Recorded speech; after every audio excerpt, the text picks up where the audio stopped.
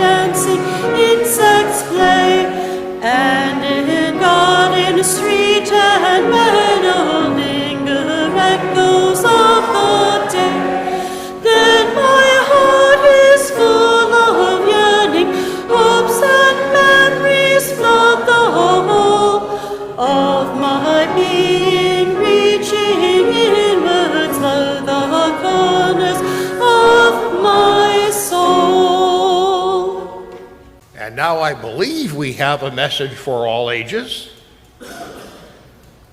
At least I was told that we did.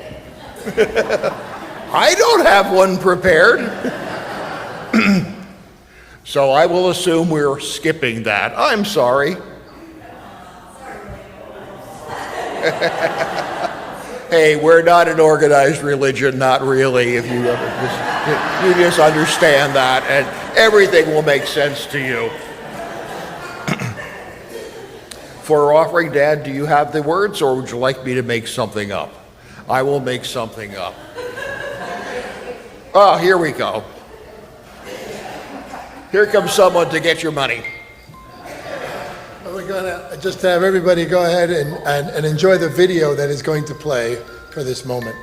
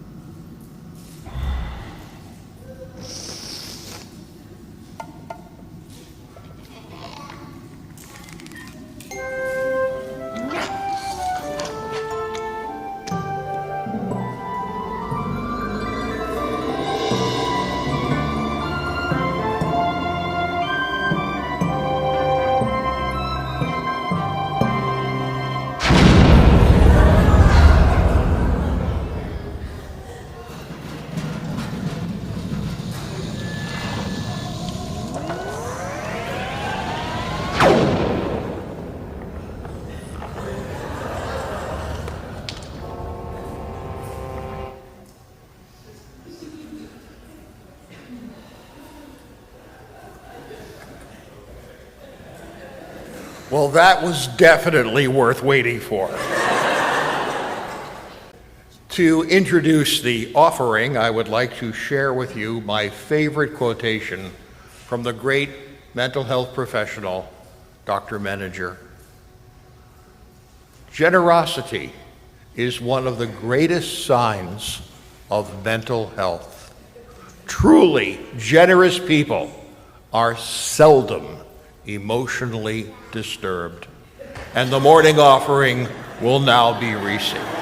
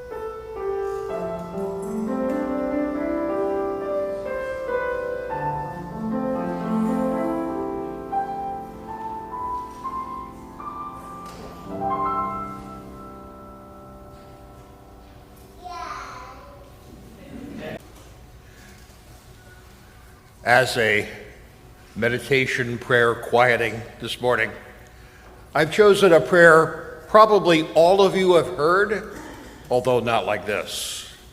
It's the Lord's Prayer, but unlike any version of it you have encountered.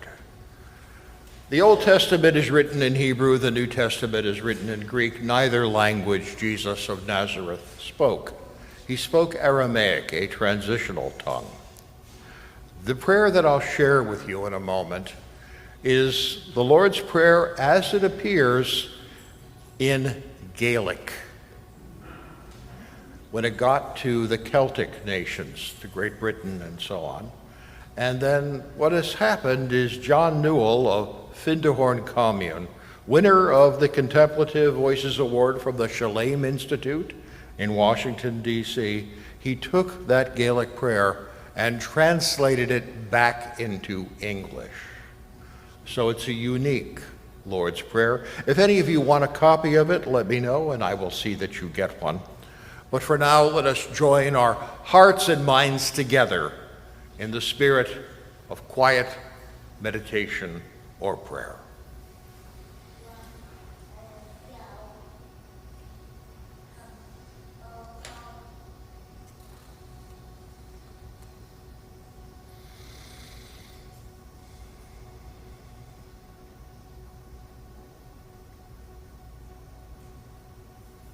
Holy One beyond all names, eternal wellspring, may love rise again in us today, with food for every table, shelter for every family, and reverence for every life. Forgive us our failing in love, and free us from all falseness, that the light of our soul may shine, and the strength of our spirits endure, for earth and all its people, this day, tonight, and forever. Amen. Good morning. We recognize the joys and concerns within our congregation this week and remind you to let us know if you have a sorrow that might be halved or a joy that might be doubled. We send our love to Leslie Vaughn. On the first day back to teaching, she broke her arm. We hope for a speedy healing.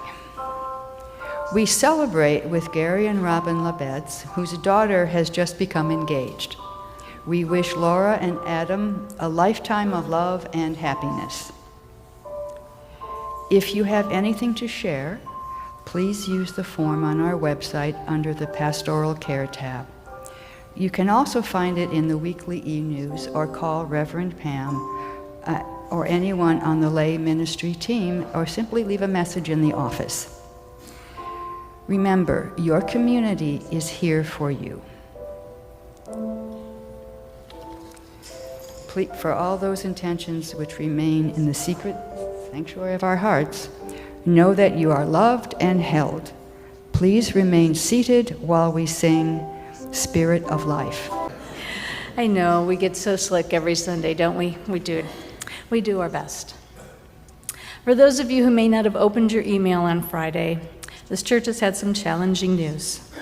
We learned that a respected member of the congregation has been arrested and is being held in jail. This news is going to hit many people in very different ways.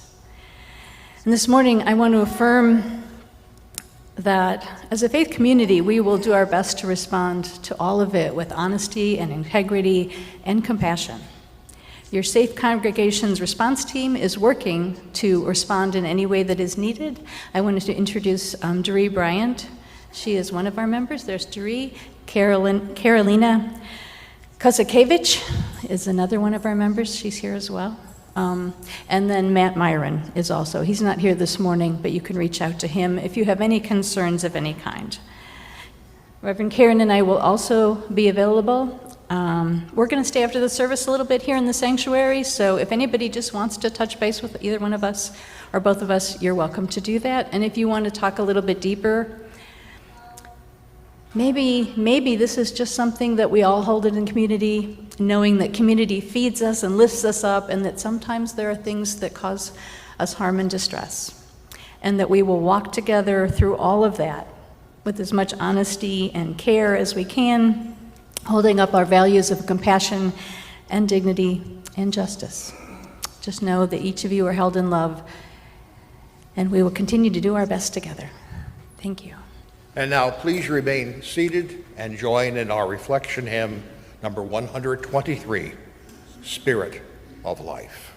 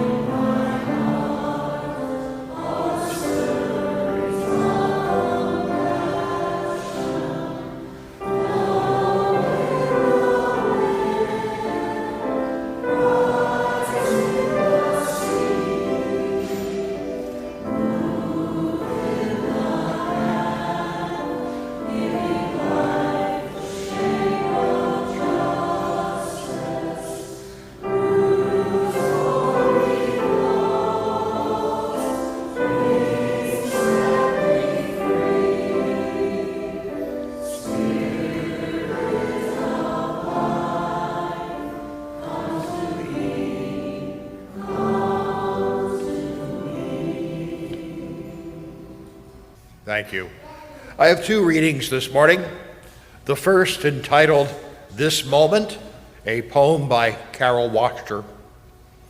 If only for this moment I will be loved, not for what I say or do, but for who I am, and not for whom I strive to be, but who I was created as.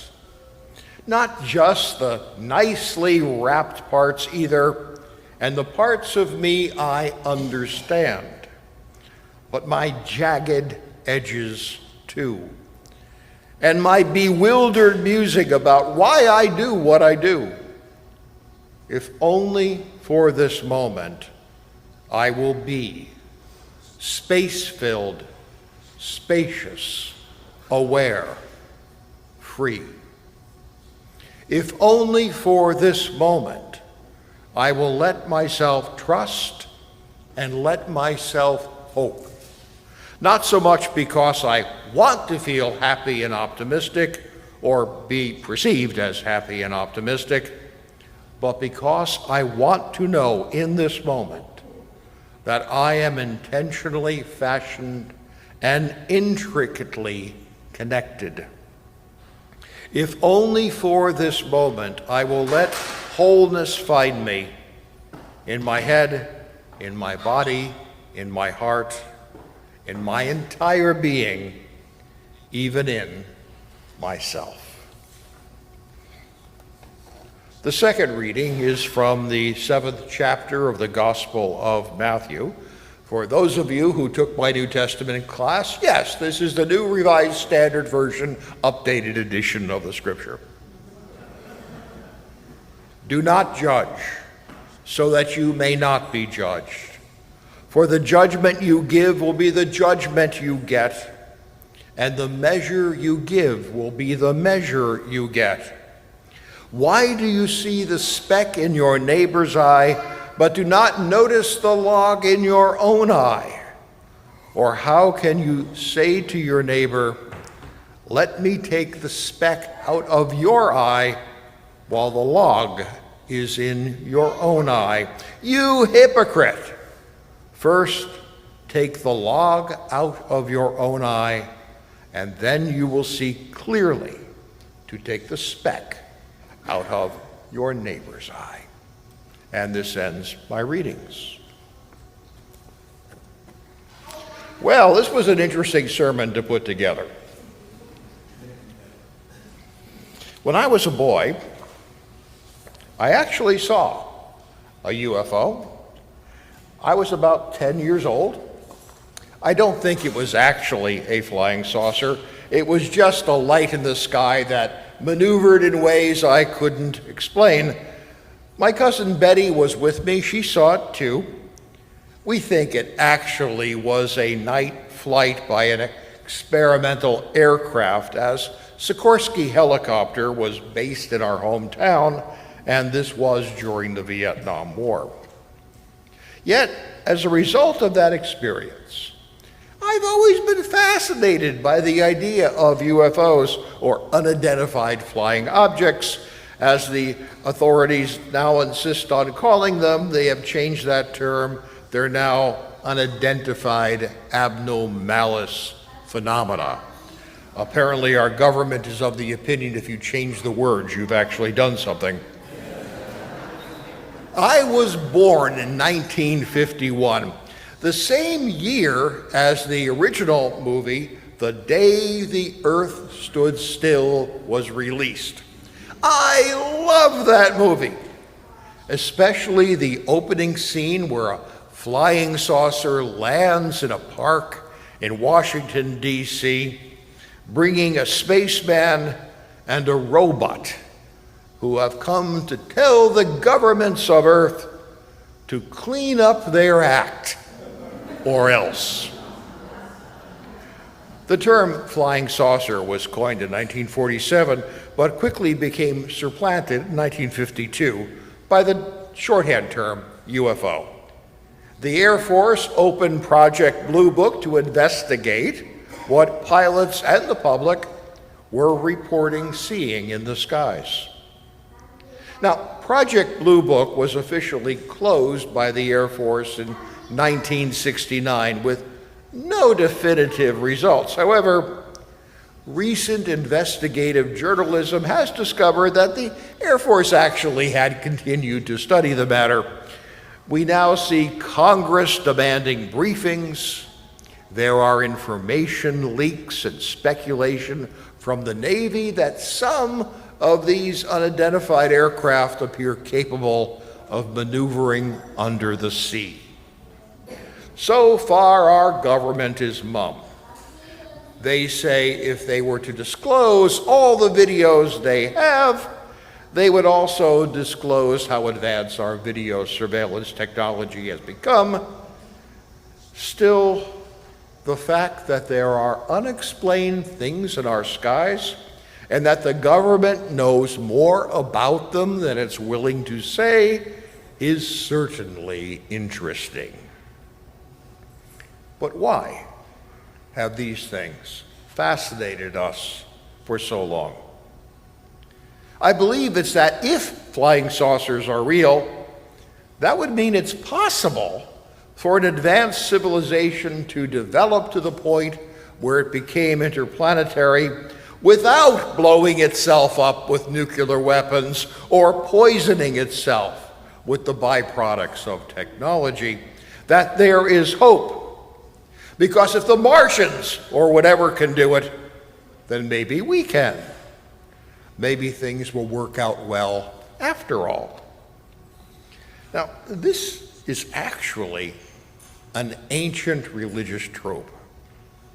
One of the most widely practiced forms of Buddhism is called Pure Land Buddhism. It's a system of Mahayana. The Pure Land movement proposes that our world has become so corrupt and damaged that it's not possible for anyone to come to enlightenment while living in it. Instead, the followers hope to be reborn into a pure land that is free from the problems of this world and where they could develop their own Buddha nature. Well, that's not so different than looking up at the night sky and wondering if there is a better world and a better civilization out there. And that's very likely the hope that fuels science fiction literature, from Star Trek to Isaac Asimov's Foundation. We all want to be part of a society that works. And a lot of people these days are not sure the society we have is working all that well. So the hope is that someone else, somewhere else, got it right. Now, I don't know about you, but the contemporary world's situation is nothing I ever expected to see happen. I used to be a very optimistic guy. These days, I'm not quite so sure. Not just the American situation with internment camps being built, military troops stationed in our nation's capital, but also the stressful situations in Ukraine, the Middle East, and the South China Sea. About 6 months ago, I saw a cartoon in the New Yorker. This isn't it. I couldn't find the original, but it's the same basic theme, of a man chasing a flying saucer, holding a fistful of money, saying, "I will pay you to abduct me." I get that. I felt that. I immediately began to have more fun with this than it probably was healthy for me to have. I began to tell people that I would love it if a flying saucer could get me out of here, because the world doesn't make a whole lot of sense. Please, somehow, someone, get me to a pure land. Perhaps some of you feel the same. It became a source of humor around my office. People began to ask that if I was abducted by aliens, could they arrange to have me pick them up along the way? A couple of clients inquired if they could get window seats. And I said yes, but there would be a 2-drink minimum. And just yesterday, a physician asked if the cabins on the spacecraft came with a minibar. I said yes. Sign me up, he said. Unfortunately, I doubt that a flying saucer full of spacefaring aliens is on the way to save us all from ourselves. So how do we deal with a world that has become a lot scarier than it used to be?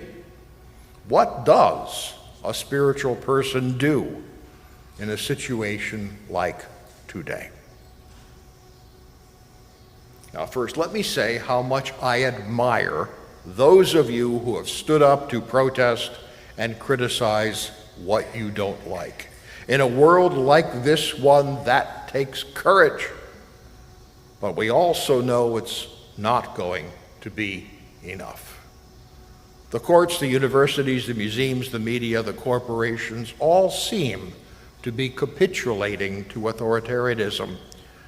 And while that can change the moment they think it's in their interest to do so, we as individuals will probably not have a big impact on them in the short term. Well, faced with this situation, I personally reach deeply into spiritual traditions. There is a spiritual director I admire, Father Richard Rohr, and one of his principles is that the best criticism of the bad is the practice of the better. The best criticism of the bad is the practice of the better. It's tempting to get riled up and quarrel with people who see the world differently, but psychology teaches us that that rarely results in changing someone's mind. We should speak up, but speaking up isn't enough. What changes the opinions and beliefs of another person, not words. Arguing with people typically only results in further isolation and polarization. What changes people is observation. Because we humans are social creatures, we pay a lot of attention to what other people do. And the wisest among us know that it's best to pay more attention to what people do rather than what they say. Therefore, the greatest influence any of us can have on others is to adjust our own lives so that it becomes self-evident that we have our acts together without lowering ourselves in the process. That we have made a decision to keep our hearts open to help the less fortunate. That we have made a decision to open our minds by hearing others out even if we pointedly disagree. That we have decided to be a generous people instead of hoarding our resources. The best criticism of the bad is the practice of the better. We don't try to out-argue those of mean or abusive spirit. We show them that we are better. Their observation of our wholeness is the most effective rebuttal.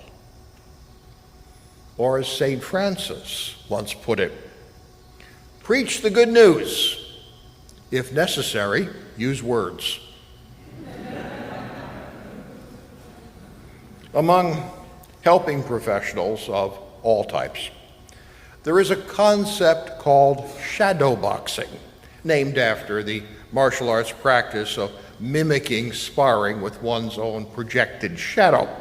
Shadow boxing means doing one's own interior work with the stuff we all have inside of us that we would rather ignore. At least I know about me, and therefore I suspect about you. Therapists call that stuff a person's shadow, and we've all got one. The common response is to deny it and pretend it doesn't exist, but if we do that, it tends to turn around and bite us. You may have noticed that some politicians routinely accuse others of what they themselves are doing. They say they hate sexual immorality while practicing it. They say they want to help the common person while voting for tax breaks for the wealthy and more. They do this because they have not come to terms with their own shadow. They have not come to terms with the reality that they contain lust and greed and other dark desires. Because they sense those things in themselves, they deal with it by projecting the dislike and accusing others of harboring what they themselves contain. The shadow self is what Carol Walker in that poem referred to when she considered not just the nicely wrapped parts either, and the parts of me I understand, but my jagged edges too, and my bewildered musing about why I do what I do. Because I specialize in working with people who have cancer, and because cancer cuts through every socioeconomic and political boundary, I work with people who have political beliefs that are very different from my own. Some of these people are sincere, who simply disagree on issues, and that's fine. But others are angry, blaming, full of hate.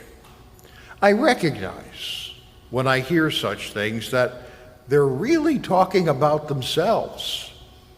They hate immigrants because they don't feel accepted themselves. And the other side is not full of angels either. Sorry about that. But I hear liberals talking down about other people, and I hear the fear that they themselves may not measure up.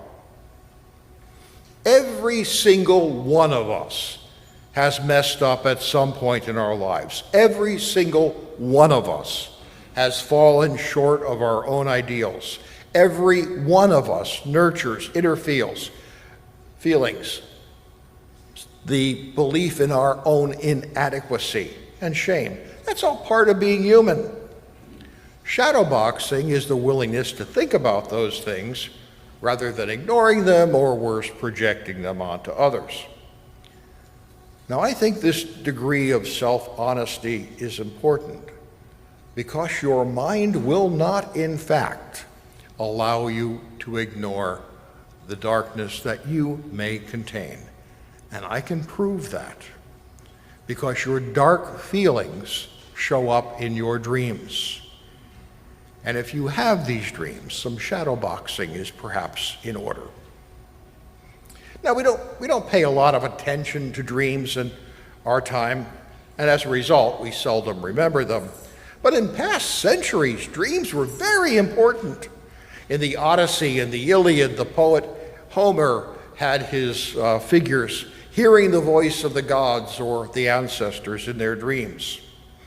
And in the book of Genesis, we read about Joseph betrayed by his brothers and sold into slavery in Egypt, who rose to become the chief advisor to the Pharaoh because he could skillfully interpret Pharaoh's dreams. Now, you may tell me that you don't remember your dreams, but I think you're mistaken. You may not remember all of them for sure, but you do remember some. Specifically, the dreams where your own self-doubt and dark parts show up. Let me demonstrate that. I suspect most of the people in this room have had the dream where you suddenly realize that you have to take the final exam for a college course that you forgot to study for and never attended. You see, you're all guilty. Different occupations have their own version of this dream. Chef's dream, they have a restaurant full of people and they don't know the recipes. Ministers dream of realizing that they're standing in their pulpit and forgot to write a sermon. Or you're at the airport and you need to get your luggage, but you can't remember your flight number or your destination.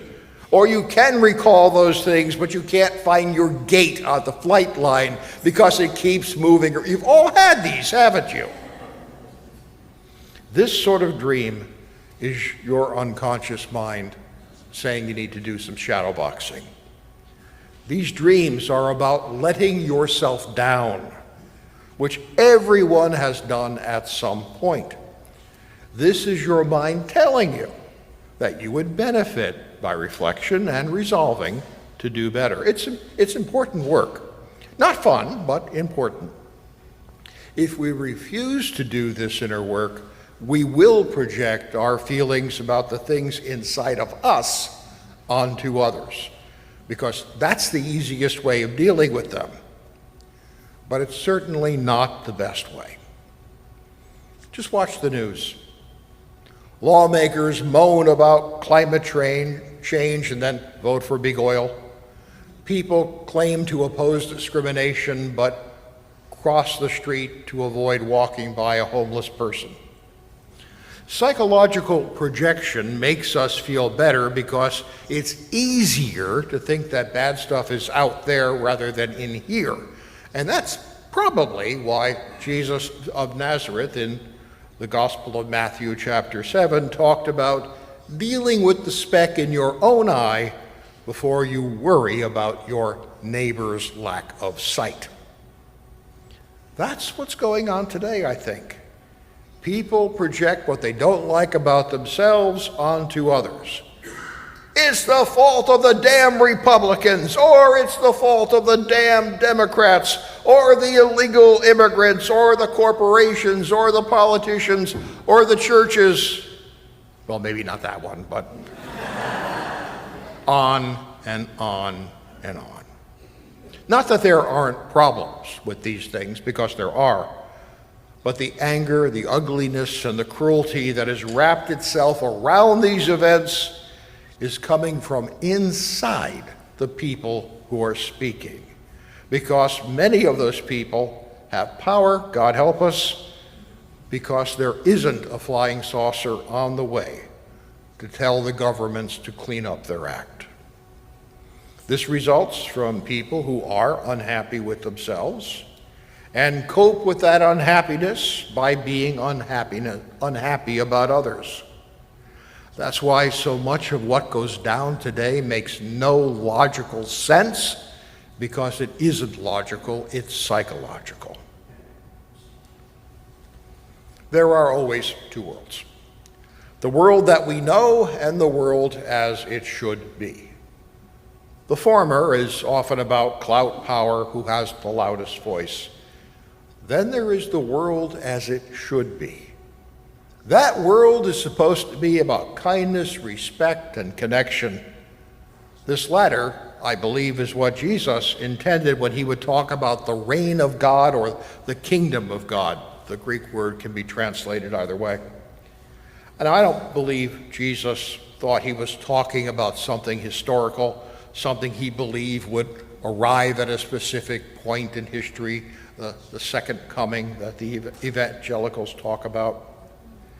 I believe when he spoke about the reign of God or the kingdom of God, Jesus was talking about living with a state of consciousness only achieved by people who have done their inner work, people who therefore behave with wisdom.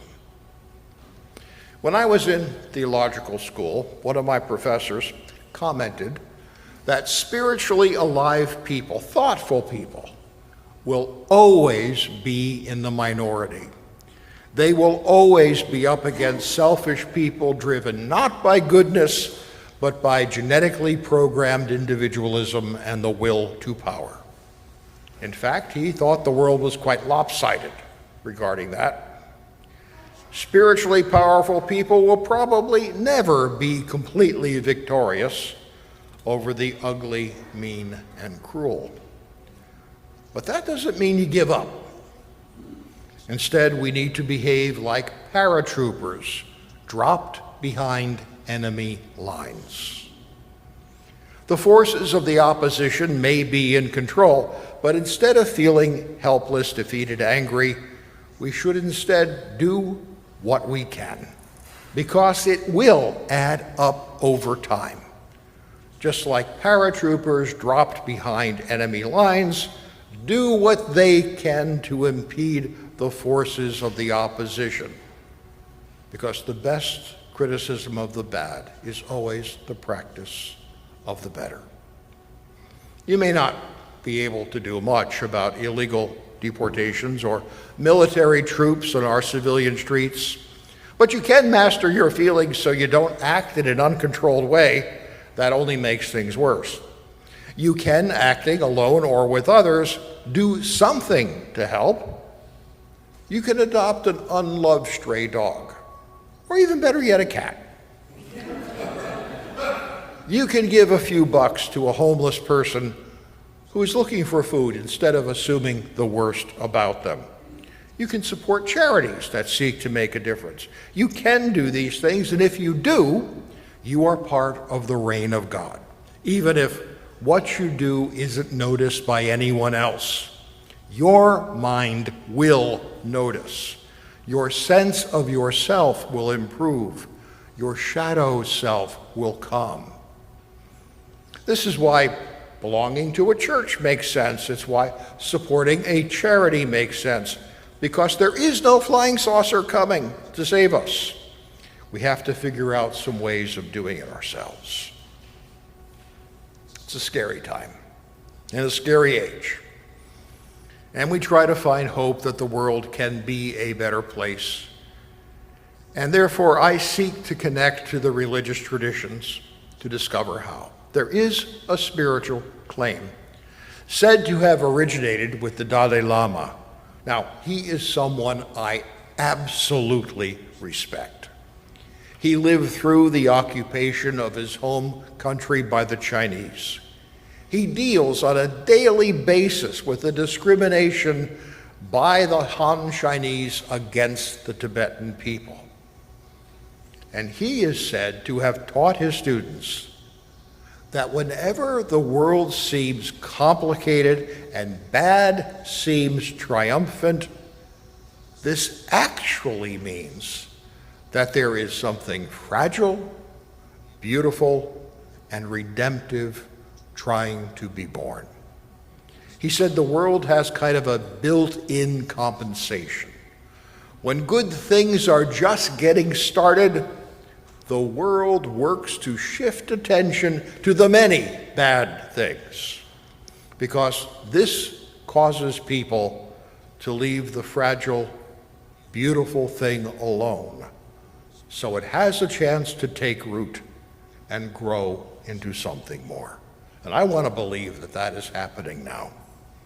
If that fragile and beautiful future is ever to manifest, it needs to be protected by people who do their inner work, who are not in the grip of their own projections, and who know that the best criticism of the bad is the practice of the better.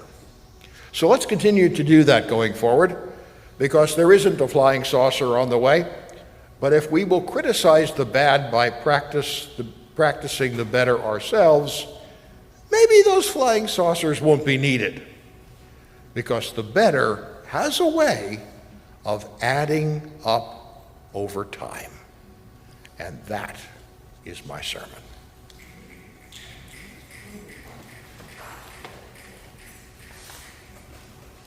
Now please rise as you're able and join in singing hymn number 1003, Where Do We Come From?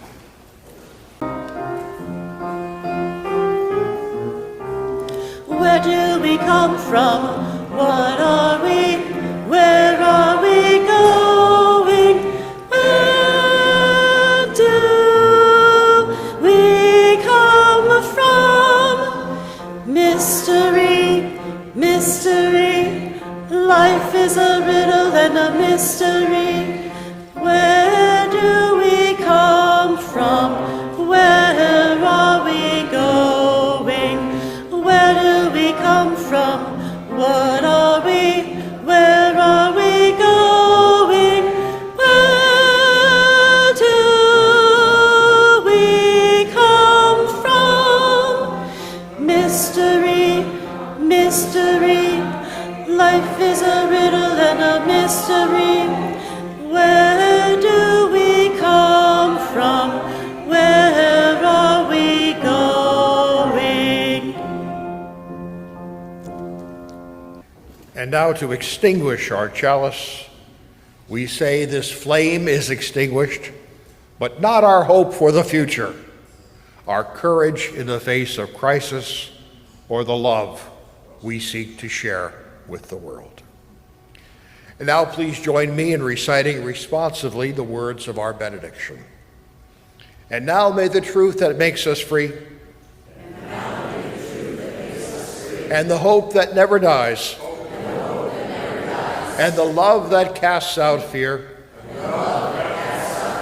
lead us forward together until the day spring breaks and the shadows flee away. Amen. Please be seated, and we have an announcement by Cindy Thornton. Good morning. I'm still going to wait for that flying saucer, though. Always looking up, right? My name is Cindy. My pronouns are she and they, non-binary.